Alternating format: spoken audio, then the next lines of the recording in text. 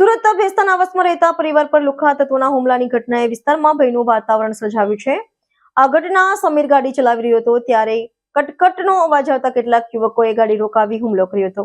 જાણકારી મુજબ સમીર ગાડી ચલાવી રહ્યો હતો ત્યારે કેટલાક લોકોએ તેની ગાડીને કટકટ કરતા અટકાવી. આ સમયે તેમના પર હુમલો કરવામાં આવ્યો ત્યારે લતાબેને આનો વિરોધ કરતા મને કટ કેમ મારી તેવું પૂછ્યું ત્યારે હુમલાખોરોએ તેમના પર પણ હુમલો કર્યો હતો. આ ઘટનામાં પરિવાર પર થયેલ હિંસક હુમલાથી વિસ્તારમાં ડરનો માહોલ સર્જાયો હતો.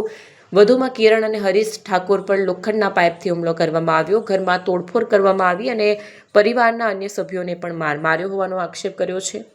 પીડિત પરિવારે ઘટનાની તુરંત ડિંડોલી પોલીસ સ્ટેશનમાં અરજી કરી હતી. જોકે લતાબેનના આરોપ મુજબ અરજી કરવા છતાં પોલીસ તરફથી કોઈ પણ યોગ્ય કાર્યવાહી કે સંરક્ષણ નથી મળ્યું.